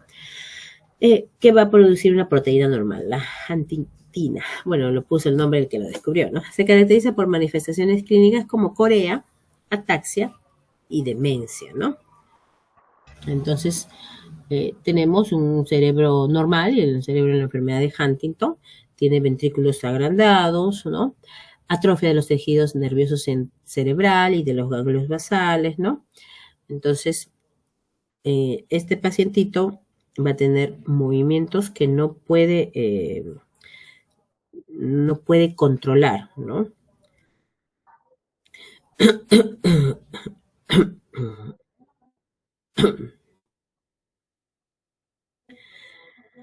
Normalmente el paciente con enfermedad de Huntington va a tener una gesticulación brusca, involuntaria, movimientos oculares irregulares, puede tener espasmos musculares involuntarios que pueden ser de las extremidades superiores, pueden ser del tronco, de las extremidades inferiores, asociados a cierto grado de rigidez, ¿no? Normalmente la corea de Huntington puede inicialmente pasar como pequeños movimientos involuntarios, ¿no? No es muy notorio, a veces se nota en las actividades cotidianas, a veces en el trabajo, ¿no? Pero no interfiere demasiado con la vida. Pero cuando va avanzando, ya va a haber problemas de equilibrio y caídas, aumento de los movimientos involuntarios, mucho más amplios, ya va a perder la capacidad de seguir laborando, ¿no? Y se va a asociar a trastornos cognitivos y psicológicos, porque obviamente si tienes estos problemas también va a caer en estados de depresión, ansiedad. En los estados más avanzados ya va a perder la independencia, ¿no? Para las actividades cotidianas, va a requerir ayuda y va a ya hacerse más notorias sus características, ¿no? Como la rigidez, la discinesia, bradicinesia, la corea, ¿no? La pérdida de la capacidad de comunicación, ya no va a poder hablar, va a tener incluso riesgo de asfixia o ahogamiento, ¿no? Entonces, lamentablemente, bueno, el paciente puede tener problemas para ser independiente, va a tener que depender de los demás, ¿no? Otra forma de corea asociada a un proceso infeccioso que es la fiebre reumática es la corea de Sydenham, ¿no? Bueno, Sydenham lo descubrió y por lo tanto lo descubrió y le puso su nombre, establecido por una infección o asociado a una infección, ¿no? Y era más frecuente en niños, ¿no? La causa más frecuente de corea adquirida en esa época era esto que se conocía como la corea de Sydenham, ¿no? Y tenía que tener, pues, obviamente un criterio positivo para fiebre reumática, ¿no? Con los criterios de Jones, ¿no? Y solo un cuarto de los pacientes con fiebre reumática desarrollaban síndrome de corea de Sydenham, ¿ya? O sea, no todos hacían corea de Sydenham cuando tenías endocarditis, fiebre reumática, ¿no? Muy bien, como se sabe, la fiebre reumática pues se caracteriza por la enfermedad de las válvulas cardíacas, como ya lo hemos hecho en algún momento, ¿no? Se caracterizaba pues más por una especie de baile, por los movimientos involuntarios que producían los niños, ¿no? La corea de Huntington no tiene cura actualmente para revertir o detener la enfermedad. Hay medicamentos que ayudan a disminuir los síntomas, pero no hay medicamentos que detengan la enfermedad, ¿no? Entonces es una enfermedad degenerativa progresiva, ¿no? Y que va a dar cambios no solo cognitivos, sino también psiquiátricos, ¿no? Corea le dicen pues por el movimiento involuntario irregular, abrupto y de corta duración, ¿no? Entonces normalmente se va a presentar en pacientes pues que tienen un antecedente familiar de corea, ¿no? El de Saigon, bueno, nunca hemos visto, yo nunca he visto, pero lo está descrito en la literatura, es similar a una corea de Huntington, pero asociada a fiebre reumática. Y por último, o bueno, casi tan último, Tenemos el síndrome meningio. El síndrome meningio es un conjunto de signos y síntomas ocasionados por un aumento de la presión o del volumen del líquido cefalorraquídeo secundario a una agresión, ¿no? De repente puedo tener por una contusión, por un trauma, un accidente de tránsito, voy a tener edema cerebral y va a producirse más inflamación, obviamente. Puedo tener una infección viral, bacteriana, tóxica, ¿no? Que me va a producir una alteración de la meninges y por lo tanto inflamación y síndrome meningio, ¿no? Es todo cuadro que nos produzca irritación meningia. Va a haber cefalea intensa, permanente, puede ser esporádica, insoportable, ¿no? Puede haber vómitos centrales, sin náuseas, en proyectil, ¿no? Constipación, rigidez de nuca, fotofobia, hiperacusia, ¿no? Entonces, a veces puede confundirse inicialmente con un cuadro de una migraña, hay que tener cuidado, ¿no? Las maniobras, bueno, el síndrome de Kearney, que puede producirse la elevación de uno de los miembros inferiores con la flexión de la rodilla, ¿no? Hay una limitación dolorosa en la extensión de la pierna sobre la rodilla o al incorporar al paciente. Este flexiona las rodillas. Es un síndrome meningio, ¿no? O el síndrome de Brusinski, donde hacemos, ¿no? Levantamos la cabeza de la persona, se observa la rigidez de nuca, pero como respuesta va a haber una producción, quiero decir, una elevación de las rodillas en los miembros inferiores, ¿no? Obviamente estas maniobras son dolorosas porque el paciente tiene dolor por la inflamación de la meninge, ¿no? Luego tenemos el déficit motor agudo. El síndrome caracterizado por una disminución de la fuerza de extremidades de inicio rápido. Hay una incapacidad para activar y movilizar los músculos contra resistencia. Y va a haber una debilidad de los músculos respiratorios y deglución progresando a su severidad máxima en días o semanas.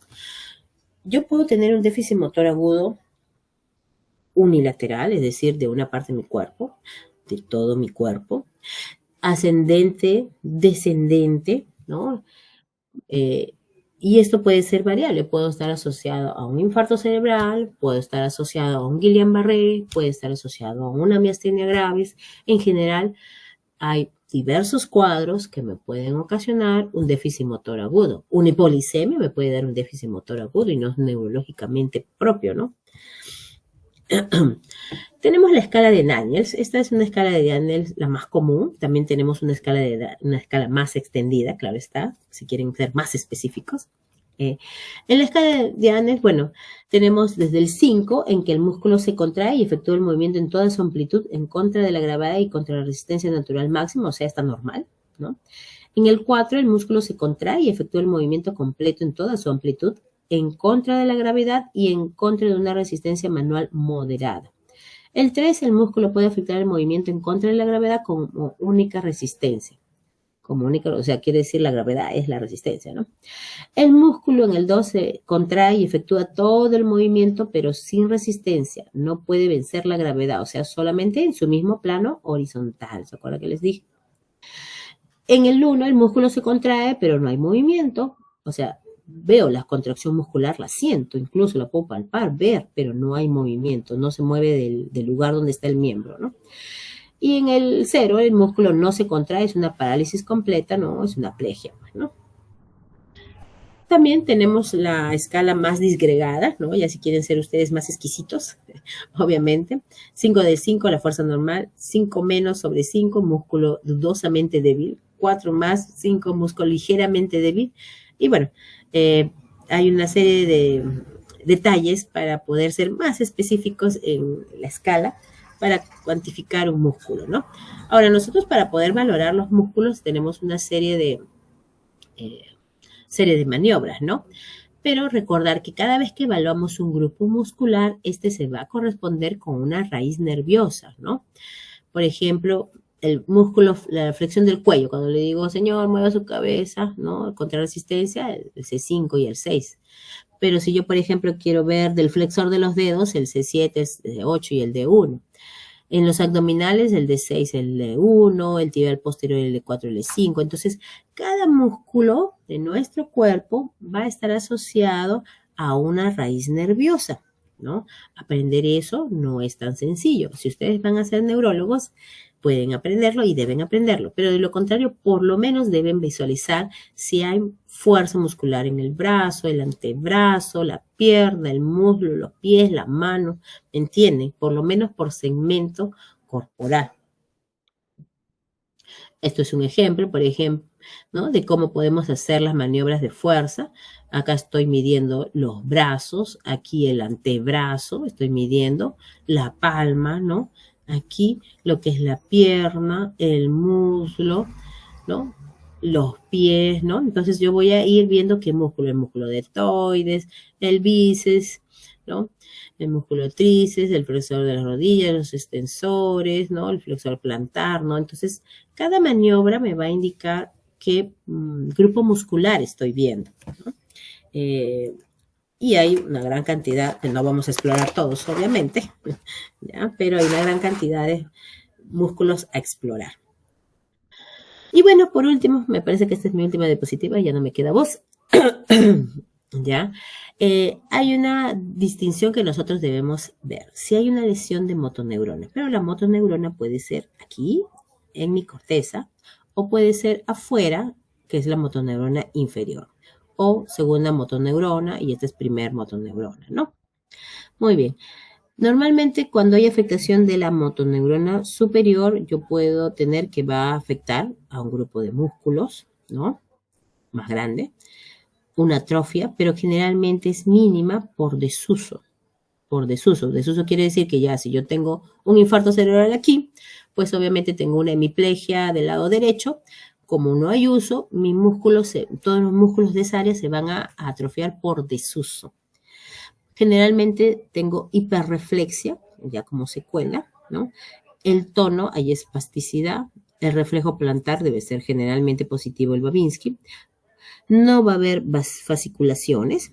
Y el electromiograma, teóricamente la conducción sería normal, porque el problema es que el impulso de arriba no ha llegado al músculo, pero el músculo tenía normales sus nervios. En cambio, la motoneurona inferior va a afectar músculos individuales con una atrofia intensa hasta en 70%, va a haber hiporreflexia, va a haber hipotonía con flacidez, región plantar normal, no va a haber Babinski, puede haber fasciculaciones y tiene una electromiografía anormal, porque hay un problema periférico del músculo, ¿no? Recuerden, ¿no? Mi corteza cerebral, va por mi bulbo, se decusa, va a mi médula espinal, sale de aquí hasta el músculo, ¿no es cierto? ¿Ya? Entonces, por el hasta anterior. Entonces, esa es una diferenciación para que recuerden entre lesión de motoneurona superior y motoneurona inferior. Muy bien, muchachos, hasta aquí ya no me queda voz, así que lo dejamos aquí. Lo que es neurología es muy amplio, muy amplio. Ya, entonces los vemos la próxima semana. No, creo que esta semana tienen puras exposiciones. Así que vamos a ver. Muy bien, muchachos, los dejo porque ya no tengo voz ya. Muchas gracias, doctora, por tomarse el tiempo.